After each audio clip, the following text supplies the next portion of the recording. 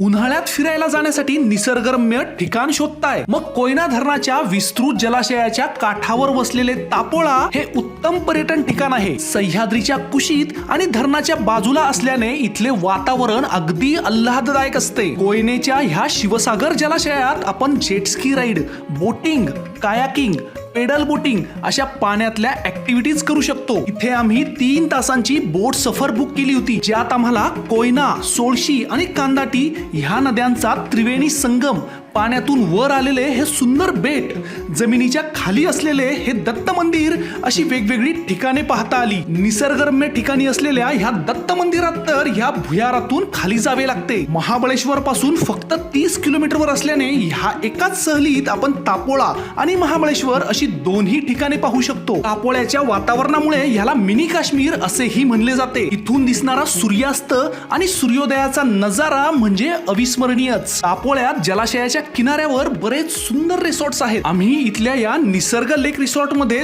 2 दिवस राहिलो. इथून समोरच कोयनेच्या जलाशयाचा आणि सह्याद्रीच्या डोंगर रंगांचा नजारा एकदम अप्रतिम दिसतो. निसर्ग लेक रिसॉर्ट मधल्या स्विमिंग पूल मध्ये आम्ही भरपूर धमाल केली आणि धरणातल्या ताज्या माशांचा आणि अस्सल सातारी जेवणाचा आस्वाद घेतला. आमच्या तापोळ्याच्या संपूर्ण माहितीचा व्हिडिओ तुम्हाला आमच्या चेतन महिंद्रकर या YouTube चॅनलवर पाहता येईल. आणि अशाच नवनवीन पर्यटन ठिकाणांची माहिती जाणून घेण्यासाठी आमच्या ह्या पेजला नक्की फॉलो करा.